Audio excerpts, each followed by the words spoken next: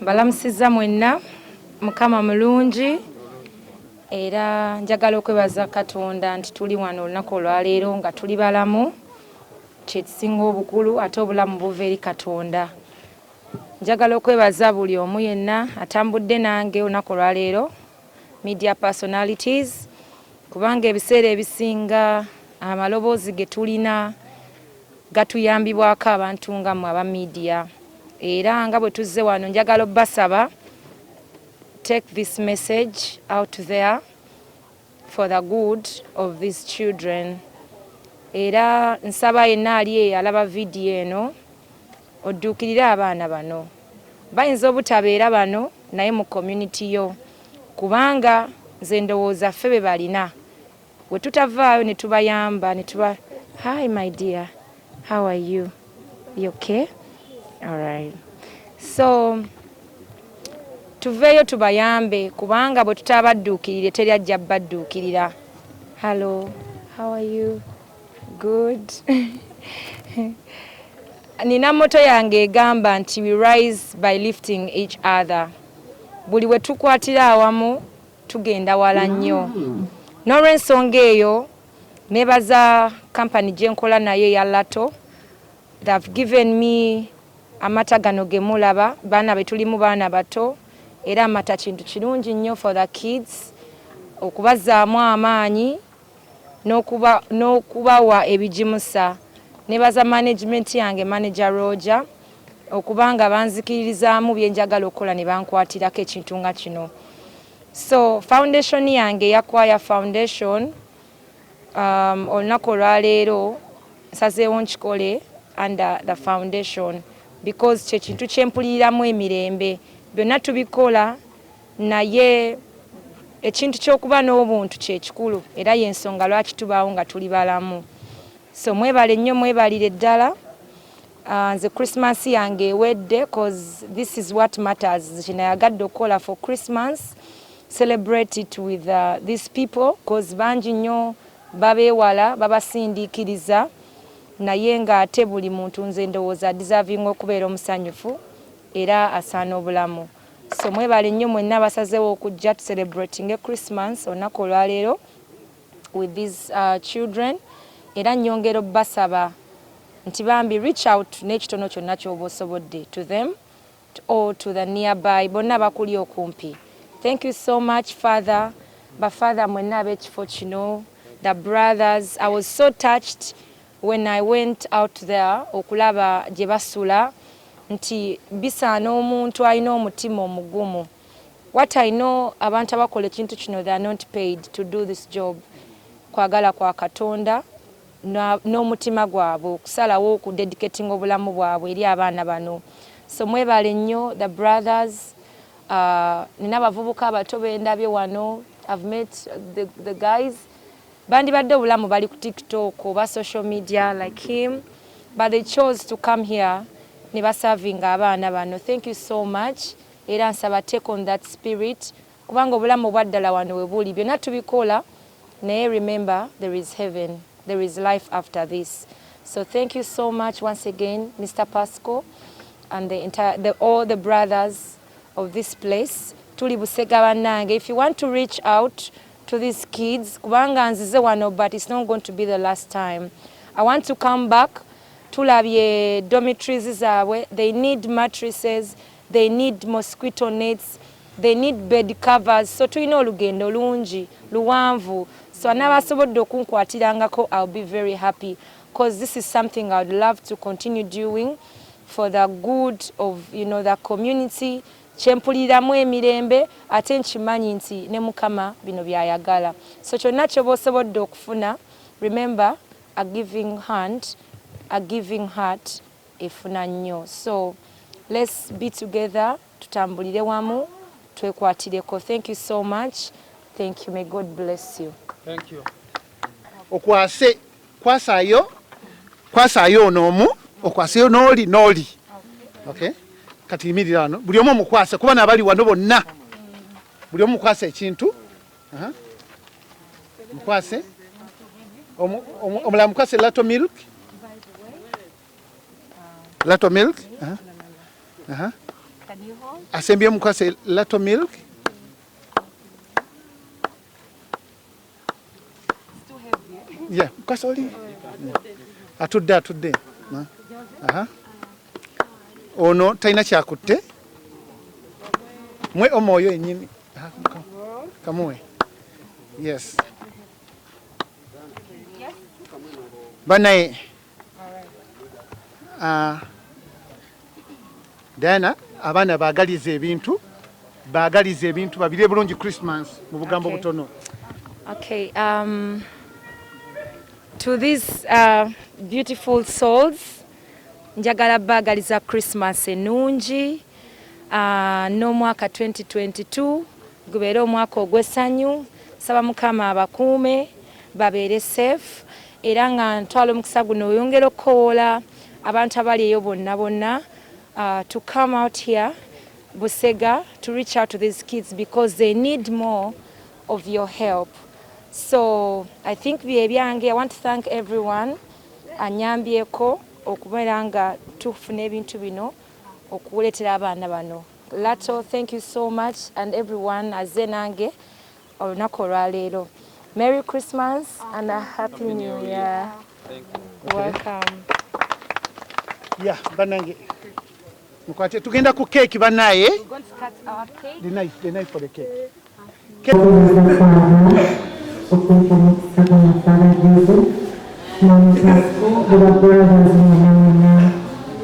Abali mu kifo kino abakozi omulimu gw'amaanyi bagezawo abaana bano.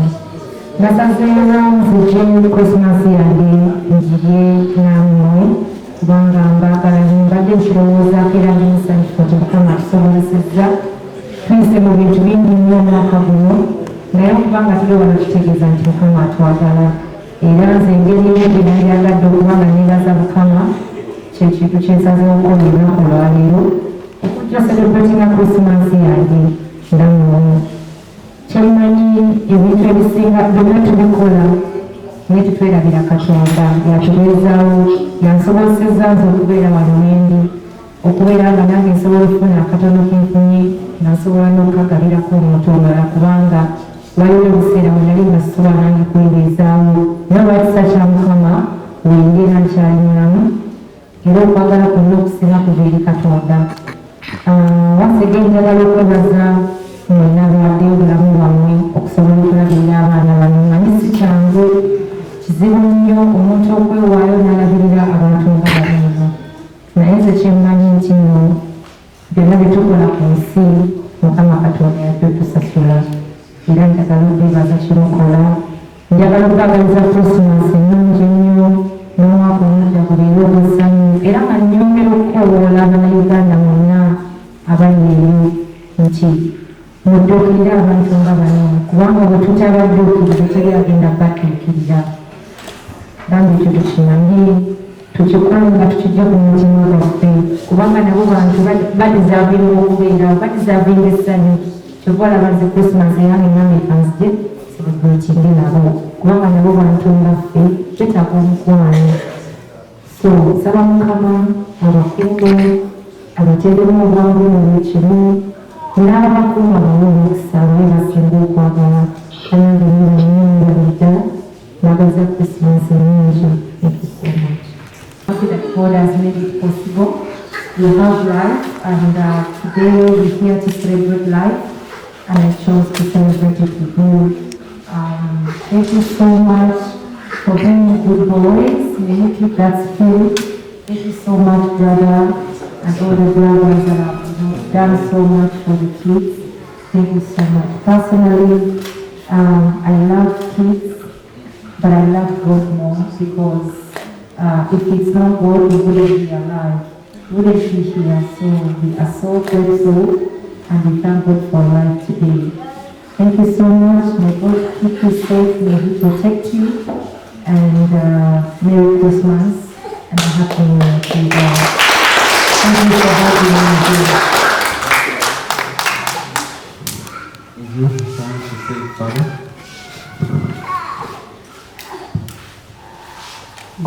Kola mu Christmas season eno era nebaza Mukama okubanga atusobozesezza okubanga tuli balamu otuuka kati kubanga tuyise mu bintu bingi corona kwegamba bingi nnyo naye okubanga tuli wano nga tuli balamu Mukama tumwebaza ate era mwebaza olw'obulamu bwammwe nambuddeko bangi nnyo ndabyeko Shamimu ndabye Rachel n'abalala mwenna era nga kimpadde essanyu okubanga muli balamu nebaza Mukama olw'obulamu bwammwe ate teri bulamu buva wantu wonna okuleka Katonda obulamu buva eri Katonda era Katonda y'ensonga lwaki tuli balamu nze Mukama mpadde ebintu bingi nga spice ne gyenvudde era mwebaza nnyo y'ensonga nti akatono ke mba nsobodde okufuna njagala nnyo okukagabana n'abantu nga mmwe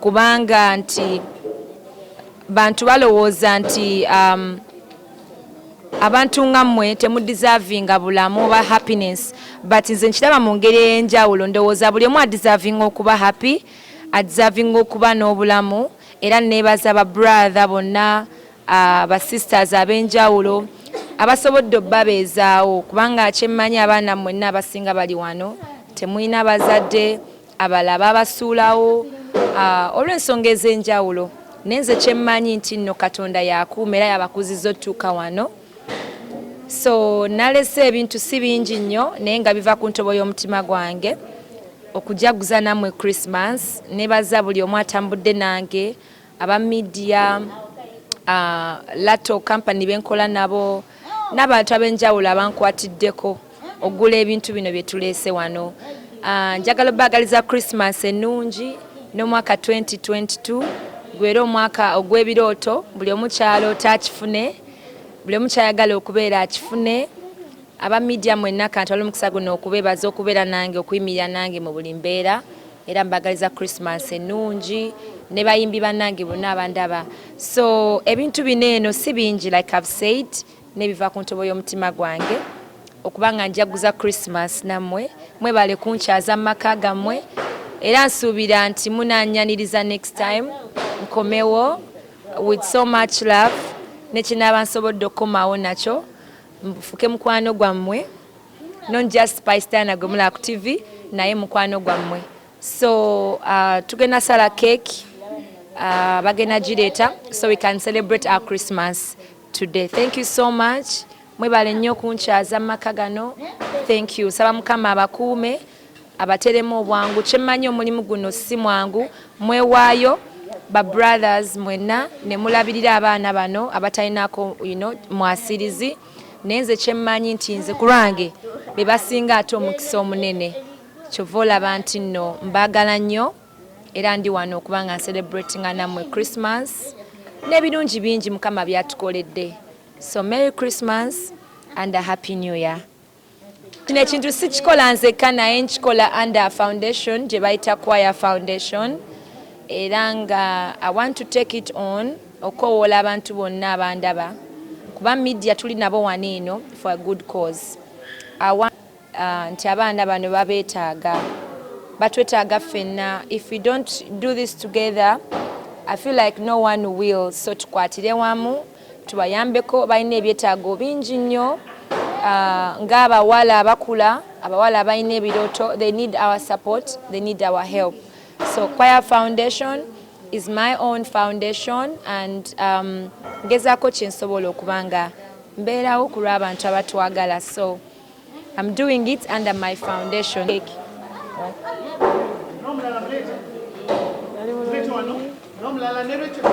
Rachel nayaje. Shamimu changu. Shamimu.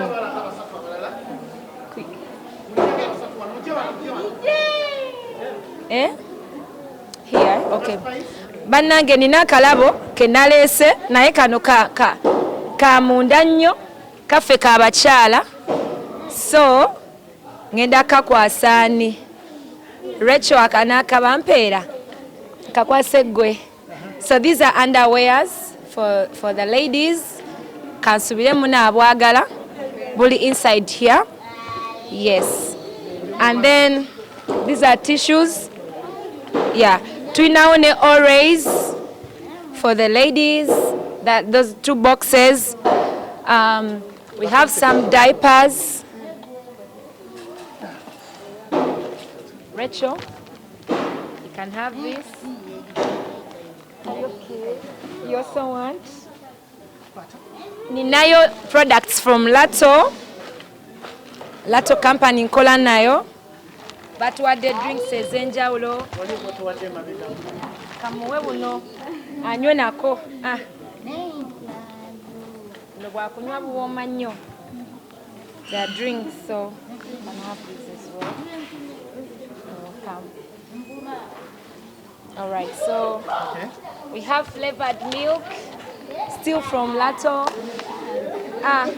Kano kako.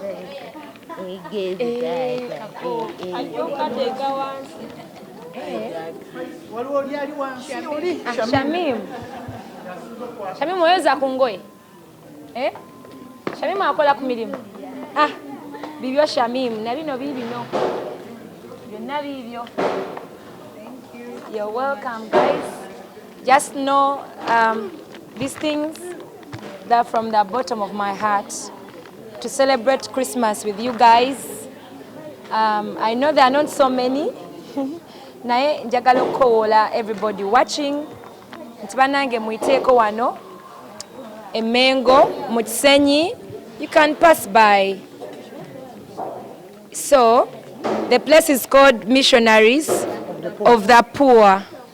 So you can pass by, you can drop something for them. It can be anything. You don't need to have much to help or be there for anyone. Or maybe, jakubamba information yona. So, I want to wish you guys a Merry Christmas and a Happy New Year. And I want to let you know that you're loved. The world loves you. God loves you. That's why you're still alive. That's why we're still alive. Kubanga mukama atwagala nnyo.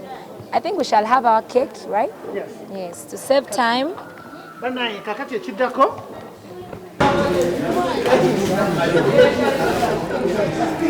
Ndikakanyeka.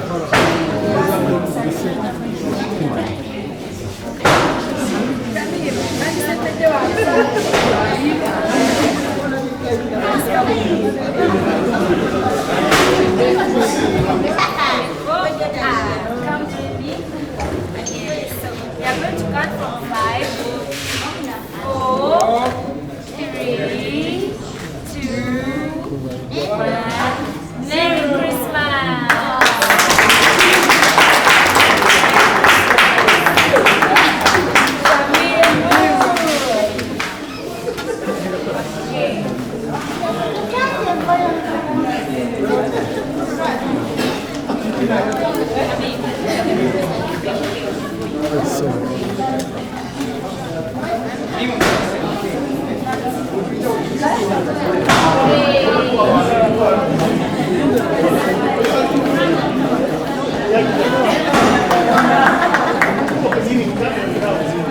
Ken.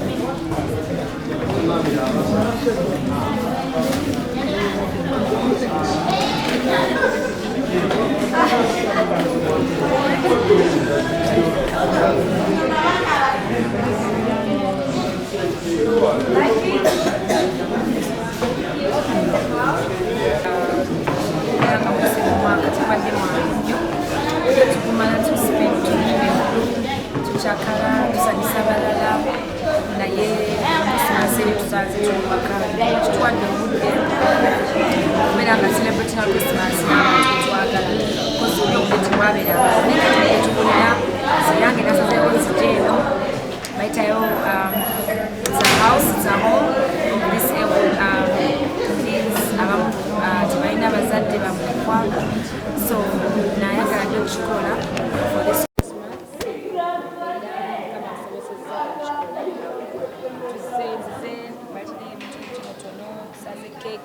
celebrate Christmas fenna so nga bwe ngambye nti Christmas eno kunze yanjawulo era nebaza Mukama nti yanjawulo tufunye obudde celebrating Christmas n'abantu abatwagala ebitwagala bulijjo tubeera up and down singa essaawa zino sanga sirina mu Kampala ne Mukama mwebaza nti kulo ne badde yanjawulo olunaku olwa Christmas nja kubeera njaguza n'abantu benjagala abanjagala nga leero era bekisanze yonna ebinansangako kati wano we tuli tweyongerayo tugenda eyo katwe tugenda gabira ku bantu kyagabibwa ebintu then tomorrow Christmas era nja kuba na family so basically ngenda kispendinga bwento sinayo kivulu nasazeewo ndwewe nze nebyenjagala kukola nga